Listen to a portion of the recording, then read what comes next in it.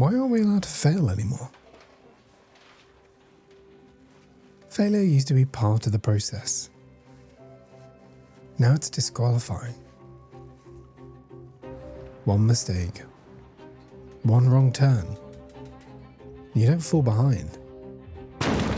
You cut loose. When there's no room to stop, it's no surprise people start looking for ways around the system instead of through it.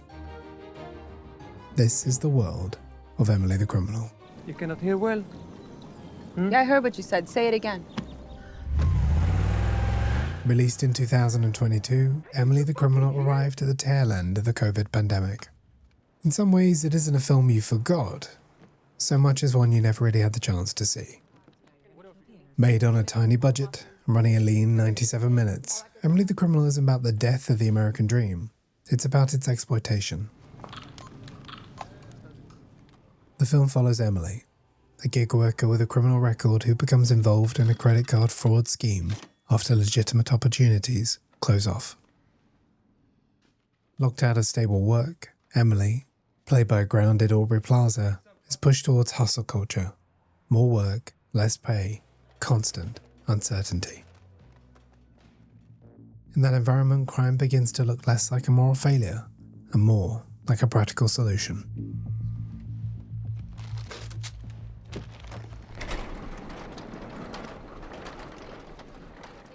Emily the Criminal argues that in a rigged economy, survival isn't about hard work. It's about who gets exploited and who learns to exploit back. Emily's income precariousness lives entirely inside the gig economy. She delivers food, works for scraps, and still dreams of drawing. But in this world, passion is the first thing to die. Necessity takes over. All that matters is the grind. We learn early on that Emily has a felony conviction, which doesn't just block potential employment, it quietly locks her out of the future. That lack of leverage shows up immediately. Well, I gotta cut your lunch Wednesday, Thursday, Friday. If you want to double up on nights. What? Starting this week? This week. No, you can't. You can't take me off the calendar with no warning. I'm sorry, are you an employee? No, you're an independent contractor, so quit talking like you got rights and go back to work. Oh my God, dude, we have rights, okay? Look, just because we're not this isn't a union house. Call okay? your shop steward then, all right? The first real alternative Emily encounters is Yusef, played by Thea Rossi. A small-time scammer whose criminal economy runs on the same logic as the legitimate one she's already trapped in. Both systems exploit. The difference is, one admits it. For everybody else, listen up. In the next hour, you will make 200 cash. But you will have to do something illegal. You won't be endangered, you won't endanger another person, but you will be breaking the law. So if you're not cool with that, I get it.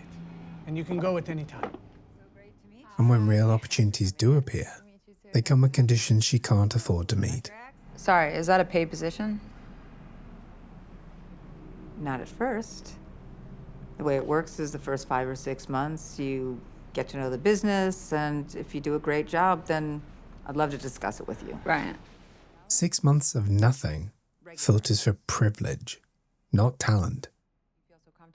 For Emily, it's just another door closed. When I was your age, they told me all I could be was a secretary. Okay, but secretaries get paid. That's not the point. Well, when you were my age, did you have $60,000 of debt? How about this? When I was your age, I was the only woman in a room full of men. But you had a job. Okay, you know You were getting paid, am I wrong? But even crime has its own version of unpaid labor. 5 months. 5 months he hasn't paid me a thing. He's not paying Now you? Rahad calls and tells me he needs the down payment for the apartment. He needs it now. That there's a cash offer from a Chinese company. When I tell Khalil, you know what he say? You know what he say? He says you work with Emily now. Why you come to me? Prove yourself. Take the risk. Wait indefinitely while someone else profits. But even setting the felony aside, Emily did everything she was supposed to do. She went to university, she got a degree, she prepared for a working life. Instead of elevating her, that education qualified her for jobs she can't access and left her with debt that makes unpaid opportunities impossible. The thing that was meant to set her free is the thing that keeps her trapped. Yusef's immigrant dream of flipping houses is no less rigged than Emily's blocked path to stability.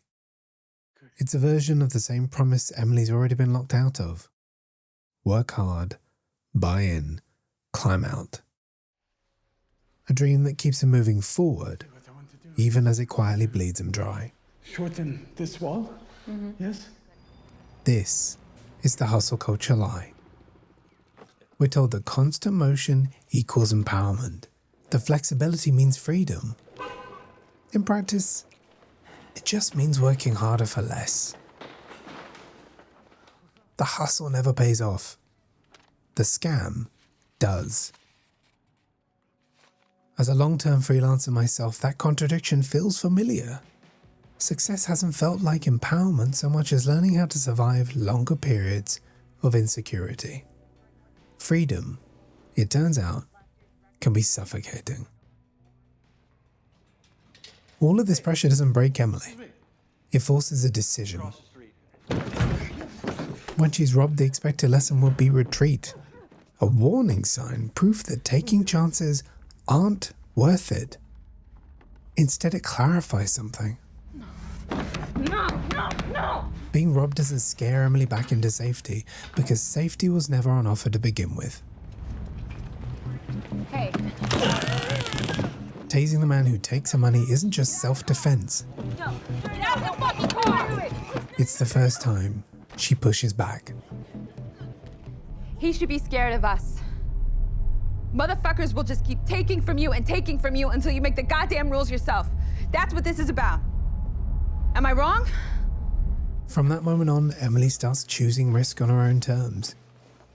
If the mainstream system is closed to her, she'll operate inside a different one.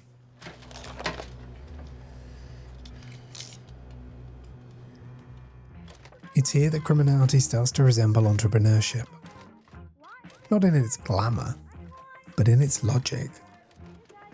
She learns how much risk she can stomach, how quickly she can scale, and how to stay upright when things go wrong. By reclaiming agency, Emily isn't chasing wealth. She's chasing the ability to live for something other than the grind. Writer-director John Patton Ford keeps the film restrained and unsentimental, favouring confidence over flash. Grounding the film for its entire runtime is Aubrey Plaza, delivering an unshowy and nuanced performance. She plays Emily as tired and hollow at first, gradually energized by the sense of purpose the criminal world gives her. Okay. The depth she shows here feels like an actor coming of age. Thea Rossi provides the perfect counterbalance. He makes the criminal world feel warm and inviting, not through cruelty, but through pragmatism. He isn't a villain so much as someone playing the system for profit. Together, Rossi and Plaza have an easy chemistry that makes their kindred spirit dynamic, a lightweight Bonnie and Clyde, if you will, feel believable and earned. Visually, the film embraces surface-level normalcy. There's no stylized crime fantasy here, just flat LA daylight and functional camera work. It's well shot, not in a lush Deacon sense, but precise and unfussy. That restraint reinforces the film's everyday reality rather than offering escape. The storytelling is lean and assured. It avoids overcomplication, keeps its focus tight, and stays anchored to Emily's character, so her arc always feels clear and justified. That restraint matters, because the film isn't interested in spectacle. It's interested in consequences. By the time the film reaches its final act, Emily isn't chasing opportunity anymore. She's protecting momentum. Emily and Yusef's final grab at something they feel they've earned ends predictably. But it marks Emily's full transformation from exploited to exploiter.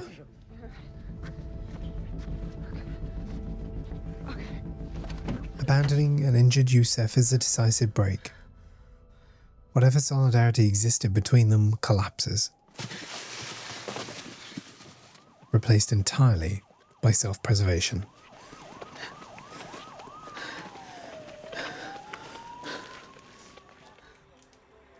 Emily's escape isn't liberation.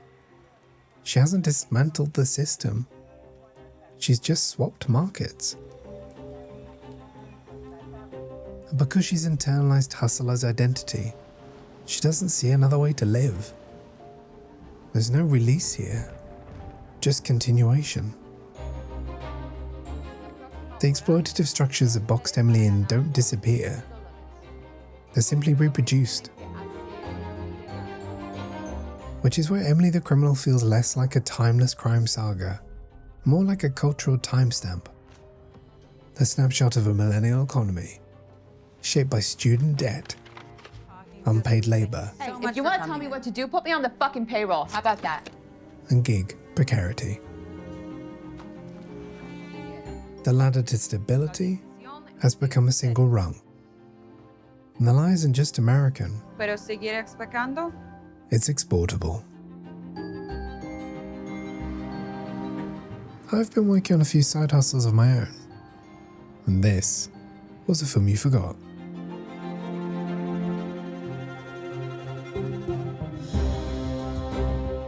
What's another low-key crime film you think deserves more attention? Let me know down in the comments.